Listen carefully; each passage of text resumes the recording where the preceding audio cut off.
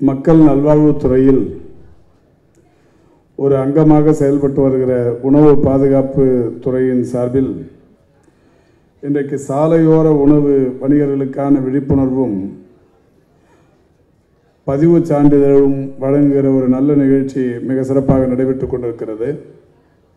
இந்த நிகழ்வுக்கு வருகை தந்திருப்பவர்களை வரவேற்று சிறப்பித்திருக்கிற சென்னையின் நியமன அலுவலர் பெருமதிப்புக்குரிய மருத்துவர் சதீஷ்குமார் அவர்களே, தலைமை பொறுப்பேற்று சிறப்பித்துக் கொண்டிருக்கின்ற உணவு பாதுகாப்பு ஆணையர் பெருமதிப்புக்குரிய லால்வேனா IAS அவர்களே, வாழ்த்தி உரையாற்றி சிறப்பித்து வீற்றிருக்கின்ற கூடுதல் ஆணையர் மருத்துவர் தேவபார்த்த சாரதி அவர்களே, ஒன்றிய அரசின் சார்பில் இங்கே வருகை தந்து உரையாற்றி சிறப்பித்து வீற்றிருக்கிற பயிற்சி இயக்குனர் அங்கேஷ்வர் மிஸ்வா அவர்களே, துணை இயக்குனர் பெருமதிப்புக்குரிய வீரேந்திரா அவர்களே, தென்மண்டல இயக்குனர் பெருமதிப்புக்குரிய VK பன்சம் அவர்களே, இணை இயக்குனர் திரு கண்ணன் அவர்களே, வருகை தந்து சிறப்பித்துக் கொண்டிருக்கின்ற பெருநகர சென்னை மாநகராட்சியின் ஆளுங்கட்சியின் தலைவர் மரியாதைக்குரிய இனிய அண்ணன் ராமலிங்கம் அவர்களே,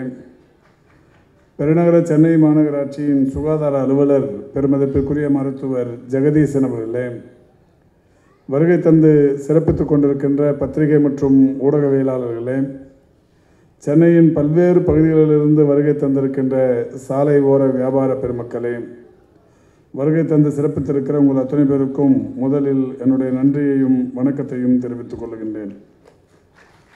உணவு பாதுகாப்பு மற்றும் தரங்கள் சட்டம் 2006 முதல் தரமான பாதுகாப்பான உணவுகள் வழங்கப்படுவதை உறுதி செய்யும் சட்டமாக இயற்றி நடைமுறைப்படுத்தப்பட்டு வருகிறது. பழைய உணவு பழக்க வழக்கங்கள் மாறி துரித உணவுகளை விரும்பி உண்ணும் பழக்கம் தற்போது அதிகரித்து வருகிறது. குறிப்பாக குழந்தைகள் தொடங்கி இளைய சமுதாயத்தினரும் இந்த துரித உணவுகளை விரும்பி உண்ணும் பழக்கத்திற்கு இன்றைக்கு தங்களை ஆட்படுத்தி கொண்டிருக்கிறார்கள்.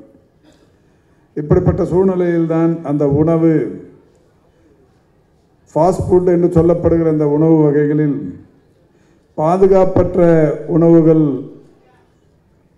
அதிகம் கண்டறியப்படுவதால் ஒவ்வாமை, சர்க்கரை நோய், இரத்த கொதிப்பு, புற்றுநோய், வயிற்றுப்புண் போன்ற பல்வேறு நோய் பாதிப்புகள் உணவு சரியில்லாத உணவு பழக்க வழக்கங்களினாலே ஏற்படுகிறது.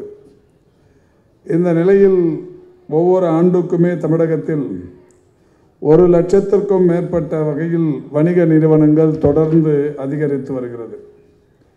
உணவு பாதுகாப்பு துறையை பொறுத்தவரை இதுவரை தமிழ்நாட்டில் 7,08,763 உரிமங்கள் இந்த துறையின் சார்பில் வழங்கப்பட்டிருக்கிறது. 7 லட்சத்திற்கும் மேற்பட்ட பாதுகாப்பு உரிமம் வழங்கப்பட்ட உணவகங்களை அல்லது நிறுவனங்களையும் தவிர்த்து சாலை ஓர கடைகளிலும் இந்த உணவு என்பது தொடர்ந்து அதிகரித்து வருகிறது.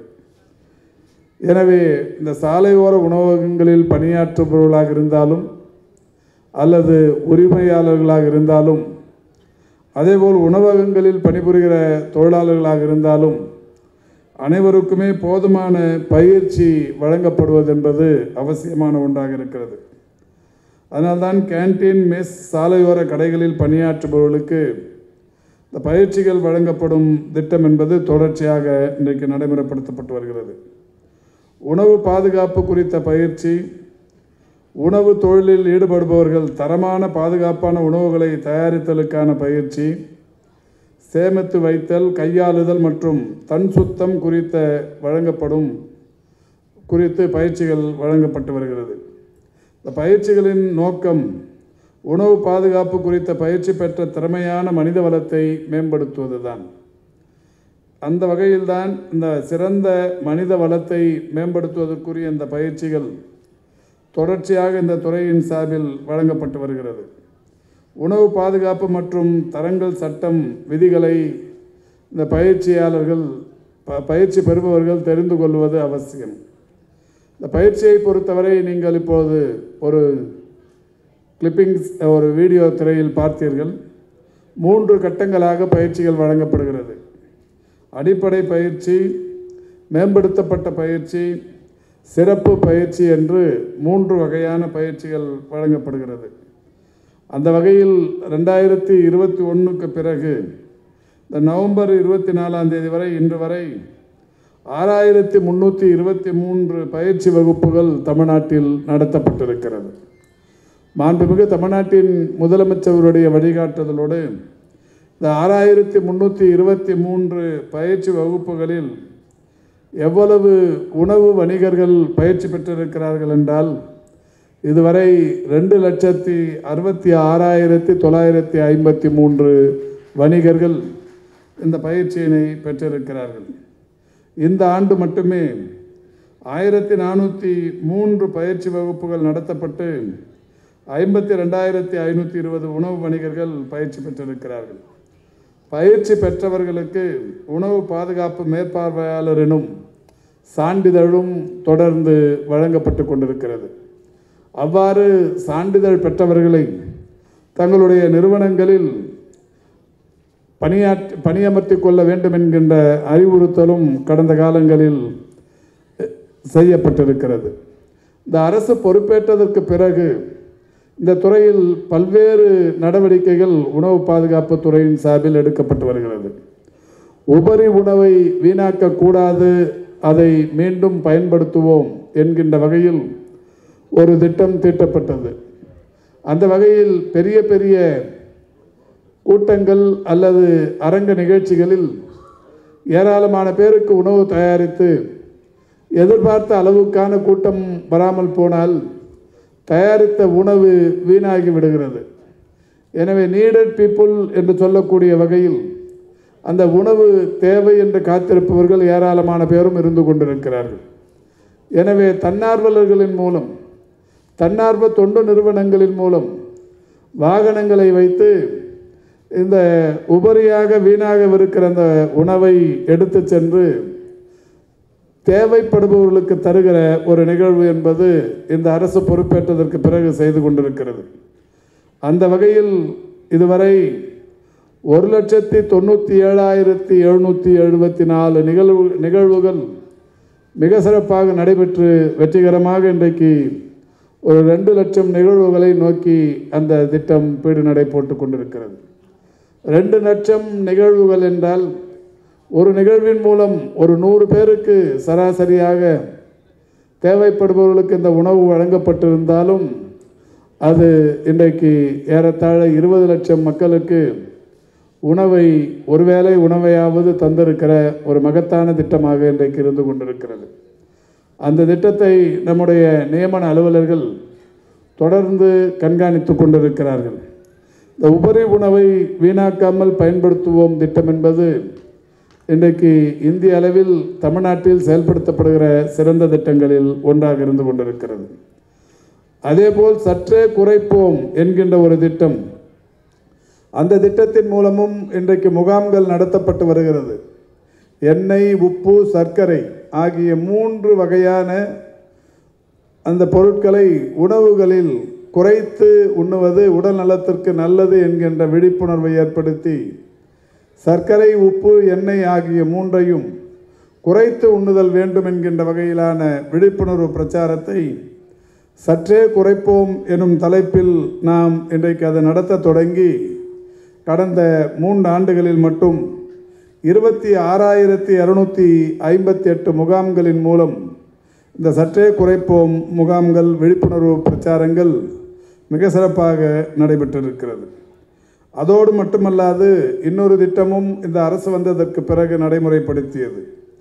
ஒரு முறை பயன்படுத்திய எண்ணெயை சேகரித்து அதை மறுசுழற்சியின் மூலம் பயோடீசல் தயாரிக்கும் வகையில் ஒரு திட்டம். ஒரு முறை பயன்படுத்திய எண்ணெயை மறுமுறையும் பயன்படுத்துவதனால் நோய் பாதிப்புகள் வரும் என்கின்ற சூழல் இருக்கின்ற காரணத்தினால் மிகப்பெரிய அளவிலான உணவு விடுதிகளில் ஒரு முறை பயன்படுத்தப்படுகிற எண்ணெயை அரசு துறைகளே விலைக்கு வாங்கி அதை மறுசுழற்சியின் மூலம் பயோடீசல் தயாரிக்கிற பணிகள் நடைபெற்று கொண்டிருக்கிறது. அந்த வகையில் கடந்த 2.5 ஆண்டில் இந்த ஒருமுறை பயன்படுத்தப்படும் எண்ணெய் இதுவரை 29,665 லிட்டர் எண்ணெய் கொள்முதல் சேகரிக்கப்பட்டு அவைகள் மறுசுழற்சியின் மூலம் மறுபயன்பாட்டிற்கு வந்திருக்கிறது என்பதை மகிழ்ச்சியோடு தெரிவித்துக் கொள்கின்றேன். இப்படி பல்வேறு பணிகள் தொடர்ச்சியாக இந்த துறையின் சார்பில் நடத்தப்பட்டு வருகிறது. பல்வேறு வகைகளிலான விழிப்புணர்வும் தொடர்ந்து ஏற்படுத்தப்பட்டு வருகிறது. அந்த வகையில் இன்றைக்கு சூடான உணவுப் பொருட்களை பிளாஸ்டிக் பைகளில் பொட்டலமிட்டு விற்பனை செய்வது குறித்து ஒரு விழிப்புணர்வு ஏற்படுத்தப்பட்டது. அப்படி ஏற்படுத்தப்பட்ட விழிப்புணர்வுகளின் எண்ணிக்கை 3046. அதில் இன்றைக்கு எவ்வளோ பேர் மீண்டும் மீண்டும் அதை செய்தார்கள் என்கின்ற வகையில் கண்டறியப்பட்ட கடைகளின் எண்ணிக்கை 11,025. அதன் மூலம் அபராதமாக விதிக்கப்பட்டு அவர்கள் மீது நடவடிக்கை எடுக்கப்பட்டதில் 16,62 லட்சம் அபராதம் விதிக்கப்பட்டிருக்கிறது. உணவுப் பொருட்களின் பாக்கெட்டுகளில் உள்ள முகப்பு சீட்டில் லேபிளில் அந்த விவரங்கள் பொதுமக்களுக்கு புரிகிற வகையில் மிக தெளிவாக இருக்க வேண்டும் என்கின்ற ஒரு விழிப்புணர்வு இதுவரை 2,711 பயிற்சி முகாம்களின் மூலம் ஏற்படுத்தப்பட்டு அந்த லேபிள்கள் இல்லாதது, லேபிள்களில் குறைபாடு இருப்பது போன்றவற்றை கண்டறிந்து அந்த வகையிலும் இதுவரை 26,93 லட்சம் பல்வேறு நிறுவனங்களுக்கு அபராதம் விதிக்கப்பட்டிருக்கிறது. அதோடு மட்டுமல்ல, வேளாண்மை துறையோடும் இணைந்து ஆர்கானிக் உணவுப் பொருட்களுடைய உற்பத்தி முறைகள், பரிசோதனை முறைகள் மற்றும் விற்பனைகள் குறித்து உற்பத்தியாளர்கள் மற்றும் விற்பனையாளர்களிடத்தில் உரிய விழிப்புணர்வும் தொடர்ந்து ஏற்படுத்தப்பட்டு வருகிறது. இப்படி தினந்தோறும் இன்றைக்கு பல்வேறு வகைகளிலான விழிப்புணர்வுகள் ஏற்படுத்தப்பட்டு வருகிறது. கடந்த ஆண்டு கூட நிதிநிலை அறிக்கையின் போது ஒரு செய்தி சொல்லப்பட்டது. தினசரி நாளிதழ்களில் உணவை பொட்டலம் செய்வதனால் ஏற்படும் பாதிப்புகள், அன்றாட உணவு முறைகளில் சிறுதானிய உணவு வகைகள் குறித்து பொதுமக்களுக்கு விழிப்புணர்வு ஏற்படுத்துதல் என்று இதுவரை ஒரு 2,508 பயிற்சி முகாம்கள் நடத்தப்பட்டிருக்கிறது. தினசரிகளில் அந்த உணவுப் பொருட்களை மடித்து தருவதால் அதில் இருக்கிற அந்த மை, அது அந்த வேதிப்பொருளினால் ஏற்படுகிற உடல் பாதிப்பு போன்றவற்றை மக்களுக்கு உணர்த்துவதும், சிறு வியாபாரிகளுக்கு அந்த தினசரிகளில் எண்ணெய் கலந்த அந்த பொருட்களை பொட்டலம் கொடுத்து மடித்து கொடுக்கக்கூடாது என்கின்ற வகையிலான விழிப்புணர்வும் தொடர்ந்து ஏற்படுத்தப்பட்டு வருகிறது. சிறுதானிய உணவு வகைகள் குறித்து பொதுமக்களுக்கு போதுமான விழிப்புணர்வும் ஏற்படுத்தப்பட்டு வருகிறது. அது மட்டுமல்ல, உணவே மருந்து என்ற கூற்றின்படி ஆரோக்கியமான உணவு பழக்க வழக்கங்களை, உணவு பாதுகாப்பு பற்றி இன்றைக்கு தொடர்ந்து விழிப்புணர்வு ஏற்படுத்தப்பட்டு வருகிறது. இப்படி பல்வேறு முயற்சிகளை, பல்வேறு பயிற்சிகளை நம்முடைய இந்த உணவு பாதுகாப்புத்துறை செய்து கொண்டிருக்கின்ற காரணத்தினால்தான் தேசிய அளவில் 36 மாநிலங்கள் இருந்தாலும் கடந்த 3 ஆண்டுகளாக 2022 தமிழ்நாடு உணவு பாதுகாப்பு துறையில் இன்றைக்கு இந்தியாவிலேயே முதலிடத்திற்கு இந்த துறை வந்தது. ஃபுட் சேஃப்டி என்கின்ற வகையில் அந்த விருது நமக்கு வழங்கப்பட்டது. அடுத்த ஆண்டு 2023 அது 3வது இடத்திற்கும் சென்றது. கடந்த ஆண்டு அது 2வது இடத்திற்கு வந்திருக்கிறது. இதைத்தான் நம்முடைய அலுவலர்கள் இங்கே பேசும்போது ஒவ்வொரு ஆண்டும் தமிழகத்தை பொறுத்தவரை முதல் 3 இடங்களில் தமிழ்நாடு தொடர்ந்து தக்க வைத்து வருகிறது என்கின்ற அந்த மகிழ்ச்சியான செய்தியினை இங்கே எடுத்து சொல்லியிருக்கிறார்கள். அந்த வகையில் இந்த துறையின் இன்னும் ஒரு நடவடிக்கை, புகையிலை மற்றும் நிக்கோடினை சேர்மானமாக கொண்ட உணவுப் பொருட்கள் மீது தொடர்ந்து தடை விதிக்கப்பட்டு ஒவ்வொரு ஆண்டும் அது மீண்டும் அமுல்படுத்தப்பட்டு வருகிறது. அந்த வகையில் இந்த துறை கடந்த 3 ஆண்டுகளில், அதாவது 1/4/2021 பிறகு 30/11/2024 வரை சுமார் 27,48,00,000 மதிப்புள்ள 3,60,60,416 கிலோ அளவிலான குட்கா, பான் பராக் போன்ற பான் மசாலா போன்ற பொருட்கள் இன்றைக்கு கையகப்படுத்தப்பட்டிருக்கிறது. கையகப்படுத்தப்பட்டிருப்பதோடு மட்டுமல்லாது ஒரு 33,924 கடைகள் இந்த தடை செய்யப்பட்ட பொருட்களை விற்கும் கடைகள் என்றும் கண்டறியப்பட்டு அவற்றில் 26,446 கடைகளுக்கு சீல் வைக்கப்பட்டிருக்கிறது.